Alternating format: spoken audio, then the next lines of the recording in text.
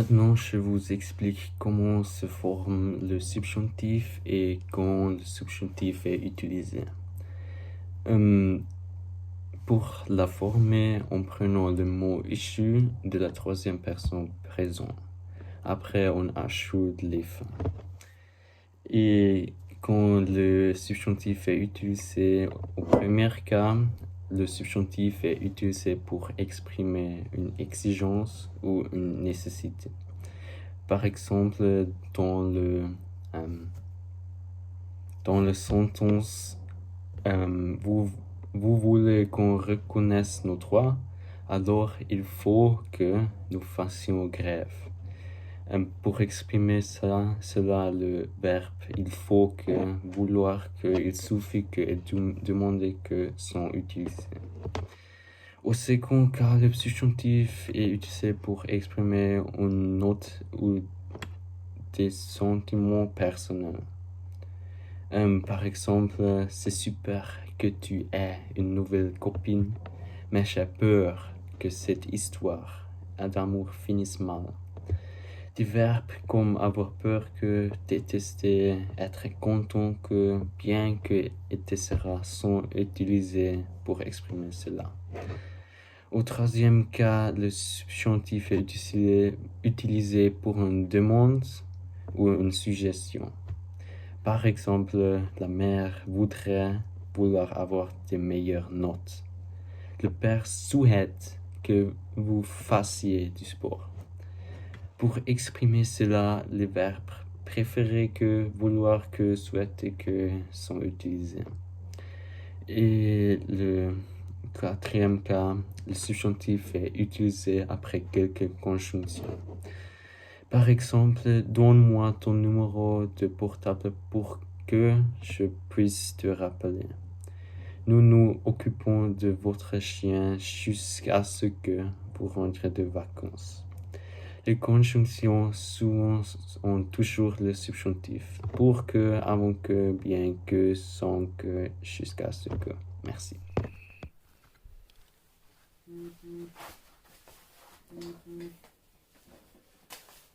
Le gérondif. Le gérondif, la construction du gérondif est vraiment simple. Vous seulement prenez une verbe, par exemple préparer, et prenez la première forme de pluriel. Par exemple, ici c'est nous préparons, et vous ajoutez on au radical et vous mettez on avant la verbe. Et comme ça, vous avez déjà le gérondif. Aussi avec le verbe qui termine en IR, DRE et RE, c'est la même chose. Par exemple, nous finissons en finissant, nous attendons en attendant et nous faisons en faisant. Il y a trois formes spéciales, elles sont être, avoir et savoir. Être en étant, avoir en ayant et savoir en sachant. Les verbes qui terminent en CER et GER sont différents. Par exemple, commencer, c'est avec un CDI en commençant, et manger, vous seulement pouvez mettre une et avant le en. Alors manger en, comme ça. Aussi, l'utilisation, vous avez le gérondif qui vous pouvez utiliser pour plusieurs choses. Par exemple, la simultanéité. Alors, quelque chose passé au même temps qui est une autre chose. Alors, pendant que Lucie faisait les courses, il a rencontré une copine. Et plus court avec le gérondif, c'est en faisant les courses, Lucie rencontrait une copine. Vous pouvez voir que c'est le même sujet. Alors, Lucie faisait les courses et Lucie rencontrait une copine.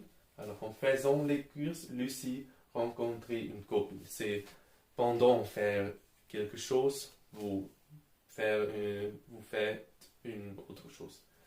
Ou en rangeant sa chambre, Marc écoutait de la musique. quand Marc a rangé sa chambre, il a écouté de la musique. C'est plus long si vous n'utilisez pas les gérondifs et c'est aussi pas que joli que si vous utilisez le gérondif. Mais vous pouvez utiliser aussi les gérondifs si vous avez une condition. Alors si tu acceptais cette offre, tu pourrais gagner beaucoup d'argent et en acceptant cette offre, tu pourrais gagner beaucoup d'argent. C'est accepter cette offre et seulement si vous faites ça, vous pouvez gagner beaucoup d'argent. Mais vous avez aussi la montre.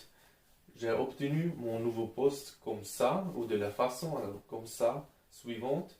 J'ai écrit une lettre de motivation originale. J'ai obtenu mon nouveau poste en écrivant une lettre de motivation. C'est pourquoi. Et vous pouvez aussi utiliser le gérondif pour répondre alors ici à une question avec pourquoi, mais aussi à des questions comme comment ou quand. Alors, la participe présent et aussi que le gérondif pour mettre.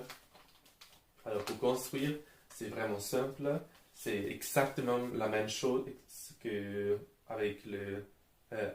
comme avec le gérondif, mais seulement ici, vous n'avez pas le on. C'est toujours seulement préparant, finissant, attendant et faisant. C'est toujours la même chose, mais sans on. L'utilisation et vous utilisez le participe passé, le participe présent, excusez-moi. Toujours avec, si vous avez comme une phrase, c'est avec qui. Par exemple, ici vous avez nous cherchons un collaborateur qui sait bien parler allemand et anglais. Vous pouvez utiliser la participe présent. Ici, alors, si vous utilisez la participe présent, c'est nous cherchons un collaborateur sachant bien parler allemand et anglais. Alors, il toujours faire ça. Also, qui savoir, qui sait, qui fait, qui est. Mais aussi avec des phrases avec comme ou parce que. Alors ici, comme Pierre ou aussi parce que Pierre ne parle pas bien en anglais, il n'a pas obtenu le poste. De vrai, ne parlant pas bien anglais, Pierre n'a pas obtenu le poste. C'est aussi le même sujet comme en le gérondif. Pierre, qui ne parle pas bien anglais, n'a pas obtenu le poste. C'est aussi qui ne parle pas bien anglais. Et comme ça, vous avez déjà le participe présent et le gérondif.